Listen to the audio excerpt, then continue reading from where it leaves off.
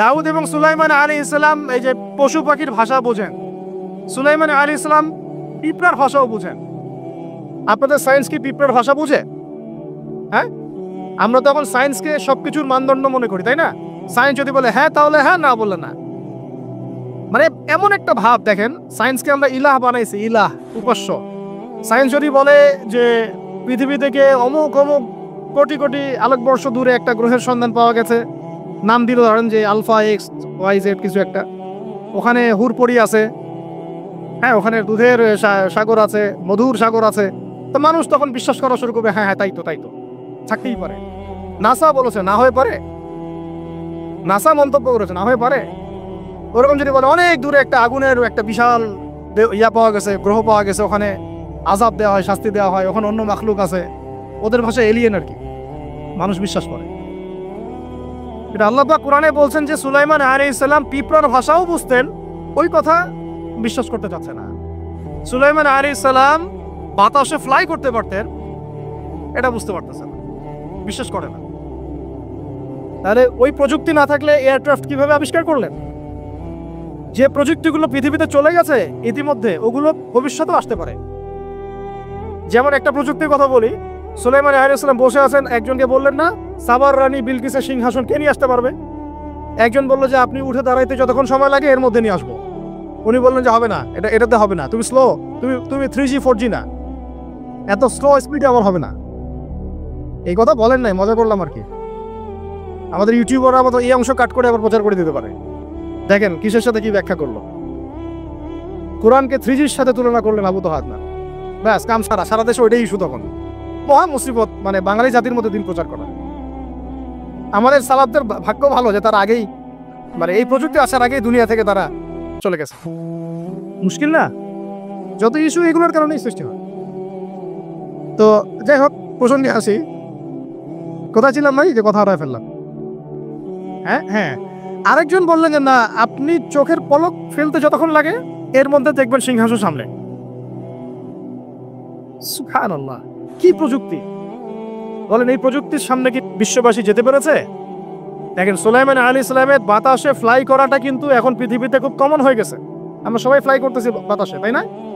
যদি আপকামিং কোনো সময় আপনি দেখেন যে এইরকম চোখের পলকেই একটা বস্তু আর একটা জায়গা থেকে এক জায়গায় চলে আসতেছে, আমি অবাক হব না ইনশাআল্লাহ। কারণ কোরআনে অতীতে এই ঘটনার দলিল আছে। বুঝতে পারতেছি না? এক কথায় সমস্ত জ্ঞানের মূল উৎস কে? এরপরে আসেন, অত লম্বা করছি না, আমাদের নবী মুহাম্মদ সাল্লাল্লাহু আলাইহি ওয়াসাল্লাম আসেন, আমরা তো তার উম্মত। 23 বছরে, একটু মনোযোগ দেন, এটা আলোচনার লাস্ট পার্ট, ঠিক আছে? 23 বছরে তিনি পুরো জাহেলিয়াতকে পরিবর্তন করে দিয়েছেন। কত বছরে? 23 বছর। আপনারা কি জানেন যে আইয়ামে জাহিলিয়াতে আসলে কি কি সমস্যা ছিল? কেন ওই যুগটাকে আমরা জাহিলিয়াত বলি? বেসিক্যালি 5-6টা সমস্যা ছিল। কয়টা? 5-6টা। 1 নম্বর শিরক। 1 নম্বর কি? আমার সাথে বলেন। শিরক আমাদের ওয়ার্ল্ডে নাই? এটা তো গ্লোবাল শিরক চলতেছে এখন। শুধু ধর্মীয় শিরক চলতেছে না, কিন্তু এখন শিরক হচ্ছে পলিটিক্সে, শিরক হচ্ছে ইকোনমিক্সে, শিরক এডুকেশনেও আছে, শিরক কালচারের মধ্যেও আছে। কথাগুলো বুঝতে হবে একটু গভীরভাবে। তখন সমস্যা ছিল রিবা, সুদ। এখন নাই? রিবা ছাড়া কোনো সিস্টেম আছে এখন ওয়ার্ল্ডে? আমি গতকালকে একটা হাদিস মোতালা করছিলাম সুদ সংক্রান্ত। নবীজি বলেছেন সাল্লাল্লাহু আলাইহি ওয়াসাল্লাম যে একটা যুগ আসবে সামনে, সুদবিহীন কোনো মানুষই চলতে পারবে না। যে চলতে চাইবে তার গায়েও সুদের ছিটা ফোটা গিয়ে লাগবে। আসে নাই সেই যুগ? সুবহানাল্লাহ, কিভাবে তিনি এত স্পেসিফিকলি কথাগুলো বলতে পারেন? নিশ্চয়ই তিনি এমন একজন সত্তার কাছ থেকে জ্ঞান পেয়েছেন যিনি সব জানেন, অতীত, বর্তমান, ভবিষ্যৎ, তাই না? এমনকি নবীজি বলেছেন ইমাহাদির সময় যে 10 জন ঘোড়সাওয়ার বের হবে এবং তারা গিয়ে খোঁজ নিতে যাবে যে দাঁত বের হয়েছে কিনা। নবীজি বলছেন আমি সেই 10 জনের নামও জানি, তাদের বাবার নামও জানি। সুবহানাল্লাহ, সুবহানাল্লাহ। কিয়ামতের মাঠে আলী রাদিয়াল্লাহু আনহু, আবু বকর রাদিয়াল্লাহু আনহু, ওমর, উসমান রাদিয়াল্লাহু আনহুম আজমাইন, তাদের হিসাবটা কেমন হবে ওইটাও নবী সাল্লাল্লাহু আলাইহি ওয়াসাল্লাম আগেই বলে দিয়েছেন। সবচেয়ে দ্রুত হিসাব হবে এই উম্মতের আলী ইবনে আবি তালেব রাদিয়াল্লাহু আনহু। যাবেন, বেরোবেন, শেষ। কি মানুষ, তার জীবনীটা পড়ে দেখবেন। আমি শেষের দিকে বলে দিব আপনাদেরকে আজকে, এবং এটা রেকর্ডেড থাকবে, ইনশাল্লাহ অনলাইনে দিয়ে দিব, যে আপনারা কোন কোন সাবজেক্টের বই কিনবেন। বই মেলা তো শুধু মানে আসলেন একটা র্যান্ডমলি বই কিনলেন এমন না, টপিক ধরে ধরে সাবজেক্ট ওয়াইজ বই কিনতে হবে। ঠিক আছে ভাই? বই কেনার পিছনে টাকা পয়সা খরচ যদি না করেন, মানে দিনের জন্য অর্থ ব্যয় করার মানসিকতা না থাকে, এলেম পাওয়া যাবে। অনেক মুহাদ্দিস নিজের গায়ের জামা খুলে দিয়ে পর্যন্ত বই নিয়ে বাসায় গিয়েছে, জানেন? তাদের সমস্ত সম্পত্তি বিক্রি করে দিয়েছেন বই কেনার জন্য। আজকে সকালে আমাদের এক ভাই মোজাকারা করছিলেন যে আমারই এক উস্তাদ, বাংলাদেশের অনেক বরেণ্য একজন আলেমে দিন, প্রবীণ আলেমে দিন, তার কথা আলোচনা হচ্ছিল যে তিনি কিতাব পড়তে পড়তে পড়তে হঠাৎ একটা কিতাব তিনি খুঁজে পাচ্ছেন না। তো ছাত্রদেরকে পাঠালেন যে খুঁজে নিয়ে আসো তো, কোথায় আছে, কেউ খুঁজে পায় না। তিনি নাকি ওযু করে এসে দুই রাকাত নামাজ পড়ে বাচ্চার মতো হাউমাউ করে কান্নাকাটি শুরু করলেন, আল্লাহ আমার সেই কিতাব কোথায় গেল, আমার কিতাব পায় না।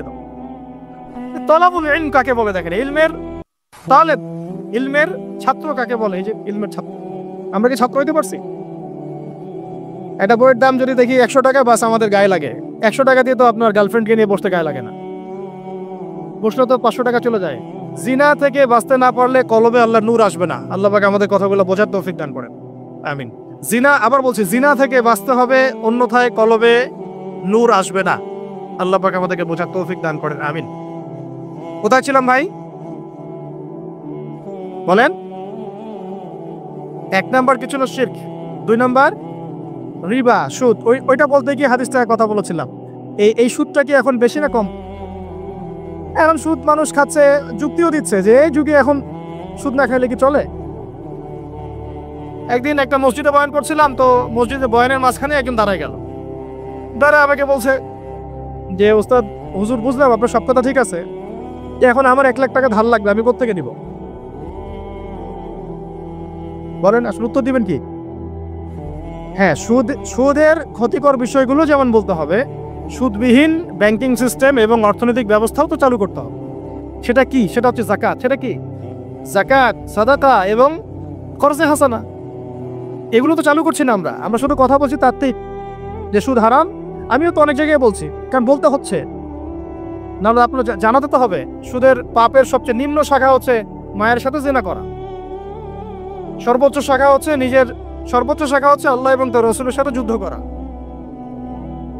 একটা হাদিস বুখারীতে এরকম আসছে, বুখারীতে কি তিরমিজিতে, আমি রেফারেন্সটা বলে যাচ্ছি, তো হাদিসটা সহিহ। নবী সাল্লাল্লাহু আলাইহি ওয়াসাল্লাম বলেছেন, যে ব্যক্তি 1 দিরহাম সুদ খায় সে যেন 36 বার জিনা করল। আর আপনারা তো জানেন, এটা আমার বলার দরকার নাই। 4 শ্রেণীর মানুষকে নবীজি অভিশাপ দিয়েছেন, যে নিজে খায়, তারপরে যে সুদ দেয়, যে লিখে রাখে, যে সাক্ষী থাকে। আমি বলতে যাচ্ছি, আইয়ামে জাহিলিয়াতে এই সুদটা ছিল, আমাদের এই বর্তমান ওয়ার্ল্ড অ্যাফেয়ার্সে নাই। বাংলাদেশ একটা কান্ট্রি হিসেবে চিন্তা করবেন না, আপনি গ্লোবালি চিন্তা করবেন, কারণ এখন একটা দেশ স্বতন্ত্রভাবে চলতে পারে না। ওয়ার্ল্ড ব্যাংকের সাথে আপনাকে ডিল করতে হবে, IMF এর সাথে। আমি যদি প্রেসিডেন্ট হই, তাও আমাকে করতে হবে, আপনি হলে আপনাকে করতে হবে। কথা বলে তো শুধু কথা বলে লাভ নাই। আপনার বিকল্পটা কি? আসলে বিকল্প ব্যবস্থাটা কি? এটা তো মূল কথা। ইকোনমিক্স নিয়ে কতগুলো কিতাব আছে এখানে, ইসলামিক ইকোনমিক্স নিয়ে আমরা কতগুলো কিতাব ছাপাইছি, বর্তমান ওয়ার্ল্ড অ্যাফেয়ার্স নিয়ে আমরা কতগুলো কিতাব ছাপাইছি। তাহলে গ্যাপস আছে না আমাদের মধ্যে? গ্যাপস ফিল আপ করতে হবে। কথাগুলো বলার উদ্দেশ্য হচ্ছে গ্যাপসটা ফিল আপ করা। তো এই রিবার সমস্যাটা এখনো আছে। আল্লাহ পাক আমাদেরকে রিবা মুক্ত জিন্দেগি দান করেন, আমিন। এবং আমি রিকোয়েস্ট করব বিনয়ের সাথে, যে আমাদের ঊর্ধ্বতন কর্তৃপক্ষ যারা আছেন, শুধু একটা কাজ করেন না, একটা কাজ 1 বছর করেই দেখেন না কি হয়। প্রত্যেকটা মুসলিম, অমুসলিমদের কথা বলছি না, যেহেতু এটা খিলাফা স্টেট না, সেহেতু অমুসলিমরা এখানে জিজিয়া দিবে না। খিলাফা স্টেটে অমুসলিমরা জিজিয়া দেয়, এটা তো খিলাফা স্টেট না, এটা ডেমোক্রেটিক স্টেট এবং সেকুলার স্টেট। শুধু মুসলিমদের কাছ থেকে যাদের নিসাব পরিমাণ সম্পদ হয়েছে জাকাত দেওয়ার, সবার কাছ থেকে রাষ্ট্রীয়ভাবে বাধ্যতামূলক জাকাত নেন, দেখেন না অর্থনীতি সচল হয় না। 1 বছর নিয়ে দেখেন না কি হয়। কেউ এই উদ্যোগ গ্রহণ করতে পারতেছে না। কেন হচ্ছে না আমরা বুঝতে পারতেছি না। কর্জে হাসানার এনজিও চালু করা যায়। আমরা অনেক সংগঠন করছি, সোশ্যাল, অরাজনৈতিক ইত্যাদি রাজনৈতিক। আমরা ইকোনমিক এনজিও খুব একটা করতে পারছি না। কিন্তু এই জায়গাগুলো দখল করে ফেলছে, দেখেন কারা কারা, নাম বলতে চাচ্ছি না। এবং যারা যারা দখল করছে তারা কিন্তু এখন রাষ্ট্রের অনেক বড় বড় জায়গা হস্তক্ষেপ করতেছে। উত্তরবঙ্গ জুড়ে পুরো উত্তরবঙ্গে ঘুরে আসেন, দেখেন কাদের তৎপরতা বেশি। নীলফামারীতে সফর করে দেখলাম যে ওখানে একটা গ্রামের মধ্যে 24টা এনজিও কাজ করতেছে, সুদী সব। তারপরে মানুষ তামাক চাষ করে খাচ্ছে। একটা দল দাবি করতেছে নবী সাল্লাল্লাহু আলাইহি ওয়াসাল্লাম ছাড়াও আরো নাকি নবী আসতে পারে, নাউযুবিল্লাহ। এবং ওই যে মির্জা গোলাম আহমেদও তাদের অন্তর্ভুক্ত। মানুষ ওই ধরনের নাম লিখাচ্ছে চাকরির জন্য, ব্যবসা করতেছে তারা দেশের মধ্যে। আরে ভাই, শুধুমাত্র তাত্ত্বিক কথাবার্তা না, আমাদের সংগ্রামটা কিন্তু বহুমুখী। শুধু ইলম অর্জন তো একটা বেসিক জিনিস, এই বেসিকটাই এখনো হচ্ছে না আমাদের। ইলম অর্জনটা বেসিক জিনিস, এটাই হচ্ছে না। এরপরে আপনার অর্থনীতি সমৃদ্ধ করা, সংস্কার করা, সমাজ সংস্কার করা, রাজনৈতিক অঙ্গনগুলোর মধ্যে যে অরাজকতা, এগুলোকে সংস্কার করা, কত কাজ আমাদের। এটা আমরা কিন্তু একটা জায়গাতেও স্থির নাই। ইভেন একটা মাসালাতেও আমরা এক জায়গায় আসতে পারতেছি না, ঐক্যবদ্ধ হতে পারতেছি না। আমরা খুবই ব্যাকডেটেড চিন্তা করতেছি এই জায়গা থেকে। অথচ আমাদের উচিত ছিল এই প্রবলেমগুলোকে আরো 30-40 বছর আগেই সলভ করা। তাহলে এখন হয়তো আপনি ভালো কিছু পেতেন। আমাকে একটা প্রতিষ্ঠান দেখান যেখানে নুরানি থেকে নিয়ে, মানে নুরানি থেকে দাওরা বা ক্লাস নার্সারি থেকে মাস্টার্স, এরকম সিলসিলায় ইসলামিক শিক্ষা এবং জেনারেল শিক্ষাকে একত্রিত করে একটা সিলেবাস মেনটেন করে পড়ানো হচ্ছে। আমাকে কয়েকটা প্রতিষ্ঠানের নাম বলেন, আমি ওখানে আমার মেয়েকে ভর্তি করাবো। আমাকে দেন, রেডিমেড দেন, আমার ছেলেকে ভর্তি করাবো। আমরা ফিকির করতেছি না। এটা হওয়া উচিত ছিল বিগত 30 বছর আগেই। আমি আপনাদেরকে বলি যে প্রকাশনা সংস্থার ভাইরা আছেন অনেকে এখানে। ধরেন আমাদের রংপুরের কোনো ভাই আপনাদেরকে পুরো 1 বিঘা জমি দিল, বা ধরেন 5 বিঘা জমি দিয়ে দিল, ঠিক আছে? আর আমরা সবাই মিলে দেশবাসীর কাছ থেকে টাকা কালেক্ট করে একটা কনস্ট্রাকশন দাঁড় করে প্রতিষ্ঠান দাঁড় করালাম, একেবারে অনার্স, মানে নুরানি থেকে নিয়ে, মানে প্লে গ্রুপ থেকে নিয়ে মাস্টার্স, এরকম ফ্যাকাল্টি আর কি করলাম। এখন ভাই, আপনারা যারা বই প্রকাশ করতেছেন, আমাকে কি আপনারা বই দিতে পারবেন? প্রত্যেকটা ক্লাসে আমি কোন কোন বই পড়াবো পারবেন? আমাকে কি সিলেবাস দিতে পারবেন? কথা বলেন। প্লে গ্রুপে কোন কোন বই পড়াবো আমাকে দেন। নার্সারিতে দেন, STD 1-এ দেন, 2-তে দেন, 3-তে দেন, 5-এ দেন। এভাবে আপনি আমাকে ক্লাস 10 পর্যন্ত দেন। তারপরে কি আপনি আমাকে অনার্স, মাস্টার্স, এই ফ্যাকাল্টিগুলো আলাদা আলাদা, এগুলো কি ইউনিভার্সিটি আদলে আপনি কি আমাকে সাজা দিতে পারবেন? আমরা জায়গা দিব, টাকা দিব, প্রতিষ্ঠান করে দিব। প্রকাশনা সংস্থা থেকে কি আমরা এতটুকু পেতে পারি? এবং এমন এমন আলেমের প্রোডাক্ট, যে আলেমরা সারা ওয়ার্ল্ডকে ডিল করতে পারে, মানে ইন্টারন্যাশনাল স্কলার।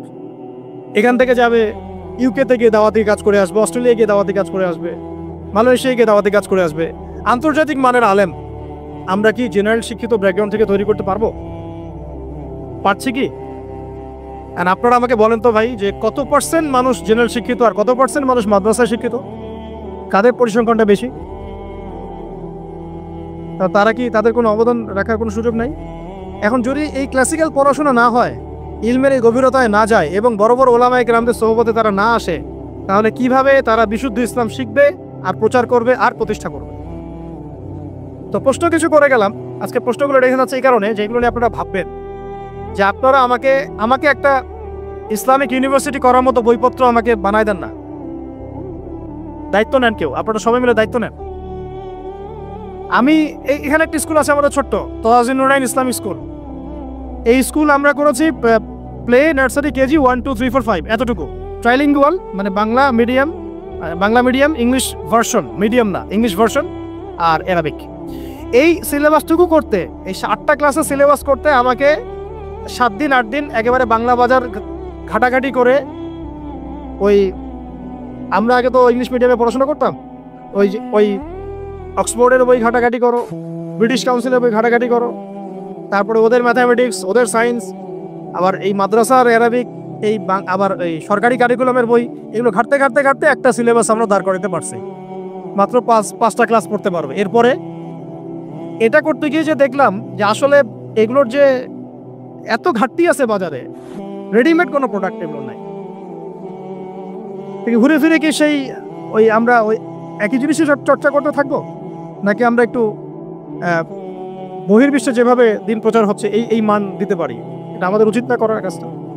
হ্যাঁ, এটা তো আমাদের হাতে রাষ্ট্রীয় ক্ষমতা নাই, থাকলে না উপরের লেভেল থেকে এগুলো করা যায় খুব সহজ। তাহলে এই কাজগুলো কাদের করতে হবে? তাহলে বেসরকারিভাবে করতে হবে। এখন আমরা যারা বইকে ভালোবাসি, জ্ঞানকে ভালোবাসি, আল্লাহকে ভালোবাসি, রাসূলকে ভালোবাসি, চাই যে আমরা যা করছি আমাদের পরের প্রজন্মটা মানুষের মতো মানুষ হোক। কাজ কি কম না বেশি আমাদের বলেন? সেক্ষেত্রে কাজগুলো কিন্তু ওইভাবে হচ্ছে না ভাই। একটা বিষয়ের বই সবাই ছাপাচ্ছি, কেন? কি দরকার আছে? একটা বিষয়ের বই আমি সবাই ছাপাচ্ছি। একটা জিনিস, একটা হিস্ট্রির একটা কিতাব অনেকগুলো প্রকাশনী আপনারা করতেছেন, একই বই ফাইজুল কালাম সবাই করতে আছে। একটা বই তাসাউফ আত্মশুদ্ধি অনেক প্রকাশনী করতেছে, কপি করতেছে। ভাই আমাদের কি কাজ কি দুনিয়ার স্বার্থ উদ্ধার করা, না আমার দিনের কোনো ক্ষেত্রে? আমার কথায় মাইন্ড করবেন না, আমি মাইন্ড করার মতো কথা বলছি না। আমি বলছি আপনাদেরকে আরো যেন কনস্ট্রাকটিভ হয় কাজগুলা। মানে আপনাদের সাথে আমি বসবো ইনশাল্লাহ আবার আলাদা করে, যে একটা আমাকে পুরো শিক্ষা ফর্মুলা আমাকে দিবেন, মানে প্রত্যেকটা ক্লাসের বই রেডি করে দিবেন, যাতে আমরা প্রতিষ্ঠান বানালেই একদম পুরা কমসে কম ক্লাস 1 থেকে 10 ঢেলে দিতে পারি, আমার পরিশ্রম করতে না হয়। ওখানে বাংলা মিডিয়ামের বই থাকবে, ইংলিশ মিডিয়ামেরও থাকবে, এবং অ্যারাবিক তো থাকবে। একটা গঠনমূলক সিলেবাস, যেটা পড়লে আমার ছেলে মাশাআল্লাহ হাফেজও হবে, এদিকে মাশাআল্লাহ সে ইংরেজিতেও দক্ষ হবে, সায়েন্সেও দক্ষ হবে। এক পর্যায়ে যখন সে এসএসসি পাস করবে, সে দেখবেন যে যার রাস্তা বেছে নিচ্ছে। বেস আমি তাকে করে দিছি 10 পর্যন্ত। এখন সে ডক্টর হোক আর ইঞ্জিনিয়ার হোক, আর না হয় যদি আল্লাহর খলিফাই হয়, কোনো সমস্যা নেই। সমস্যা আছে? এটা দরকার ছিল ভাই, আরো 30 বছর আগে দরকার ছিল। আমরা যেটা পাই নাই, এটা আমাদের আফসোস। আর এই জেনারেল ব্যাকগ্রাউন্ড থেকে এইরকম জায়গায় উঠে এসে এই যে এগুলো কথাগুলো বলা বা এই কাজগুলো করা, এগুলো সবাইকে হয়তো আল্লাহ পাক এভাবে কবুল নাও করতে পারে। এর পিছনে অনেক গল্প থাকে, অনেক হিস্ট্রি, অনেক ত্যাগ, অনেক আত্মত্যাগ, এগুলো সবাই হতে পারবে না। কিছু মানুষ বের হয়ে আসছে, ডক্টর জাকির নাইক তো সবাই হইতে পারে নাই, পারছে? এই জিনিসগুলো আমাদের বুঝতে হবে যে আমভাবে সবাই সবকিছু করতে পারবে না। আমাদের একটা একাডেমিক ফর্মুলা দরকার, যেখানে আমরা পড়বো, আমরা আলেম হয়ে বের হবো। পারা যাবে তো ইনশাআল্লাহ? আচ্ছা, অনেক গভীরে চলে গেছি, আপনাদেরকে মানে অনেক বেশি বিরক্ত করে ফেলতেছি আর কি। তো কথাগুলো বলার খুব মন চাচ্ছিল, তো বলে ফেললাম। আর আমরা চাচ্ছি এই কথাগুলো সবার কাছে পৌঁছাক, যাতে করে অন্তত বিভাগীয় শহরগুলা, অন্তত ঢাকা, রংপুর, রাজশাহী, মানে বড় বড় শহর আমাদের, চট্টগ্রাম, কক্সবাজার ইত্যাদি ইত্যাদি বড় বড় শহরগুলোতে যদি একটা করে এরকম একটা করে প্রতিষ্ঠান থাকে, যেখানে আপনি পুরো জেনারেল শিক্ষা এবং ইসলামী শিক্ষা দুটোকে সমন্বয় করে, এবং এই মানে দ্বিমুখী শিক্ষার মেরুকরণটাকে দূর করে একটা কনস্ট্রাকটিভ সিলেবাস দিতে পারেন, দেখবেন আজকে না হোক, আজকে থেকে 10 থেকে 15 বছর পরে আমাদের ছেলে মেয়েদের একটা প্রজন্ম আসবে, দেখবেন ইনশাআল্লাহ ওরা আমাদের চেয়ে অনেক ডিনামাইট হবে। এই যে আজকে অনেকগুলো আয়াত বললাম, অনেকে হয়তো জানেন না বা পড়েন নাই, ওরা বলতেই বুঝে ফেলবে কোন সূরায় আছে। হবে না? সম্ভব। আর যদি না করতে পারি, তাহলে ঘুরে ফিরে ওই একই অবস্থা। ওইটা দিয়ে হবে না ভাই। এই মানে ইসলাম বিষয়টা কি, এটা এমন না যে কিছু অংশ নিলাম কিছু অংশ নিব না, এটা এমন না। নিলে ভাই নেওয়ার মতো নেওয়া লাগবে। উদ্খুলু ফিস-সিলমি কাফা, একেবারে পরিপূর্ণরূপে দিনে প্রবেশ করেন। সিরিয়াসলি নেন, চান্স তো একটাই। আল্লাহ পাক আমাদের কথাগুলো বোঝার তৌফিক দান করেন। এমন এই প্রতিষ্ঠানগুলোর দরকার আছে না নাই? এর গুরুত্বটা বোঝার যোগ্যতা আল্লাহ পাক আপনাদেরকে দান করেন, দোয়া করি আমি। তো ভাই আর লম্বা করতেছি না, আমি শেষের অংশটুকু বলে শেষ করে দিচ্ছি যে এই সুদ আর শিরক যেমন ওই সময় ছিল, এখনো আছে। আর ওই আইয়ামে জাহিলিয়াতের সেই সুদ আপনি দেখলেন, এখন শিরক দেখলেন, মাদক আছে না নাই? আইয়ামে জাহিলিয়াতের মাদক, আইয়ামে জাহিলিয়াতের এই নারী জাতির অবমাননা আছে না সমাজে? নাই? আর ব্যাখ্যা করতে যাচ্ছি না, আপনারা জানেন সব। আর আইয়ামে জাহিলিয়াতে ছিল একটা গোত্রীয় হানাহানি, দ্বন্দ্ব, মারামারি, এখন সমাজে নাই? এটাই তো চলতেছে এখন সমাজে। তো এখন এই জাহিলিয়াতের সমাজটাকে মাত্র 23 বছরের মধ্যে আমাদের নবীজি চেঞ্জ করে দিয়েছে। কত বছর? এখন আপনারা আমাকে বলেন তো, যে তিনি কি কোনো জাদু করছেন? তিনি কি কোনো জাদু দেখাইছেন সমাজে এসে? মানুষকে মারছেন? মানুষকে তিনি মানে কঠোর ছিলেন? তিনি, তার কাছে আল্লাহর ফেরেশতা আসতো, তিনি কি সেই শক্তি কাজে লাগায় একদম সমাজের মানুষকে জোর করে ইসলাম কবুল করাইছেন? তিনি কি করছেন 23 বছরে? এটা বলে শেষ করে দিব। তবে তার আগে শুধু এতটুকু বলবো, 23 বছর পরের মক্কাটাকে একটু দেখেন। 23 বছরের পরের মক্কাটাকে একটু দেখেন। ওই মক্কাতে কি কোনো শিরক আছে? হ্যাঁ, 23 বছর পরের মক্কা, ওখানে কি কোনো শিরক আছে? ওখানে কি কোনো সুদ আছে? কোনো মাদক আছে? বলেন, কোনো নারীর অবমাননা আছে? কোনো গোত্রীয় হানাহানি আছে? তার 23 বছরের মধ্যে পুরো সমাজটাই চেঞ্জ করলেন কিভাবে?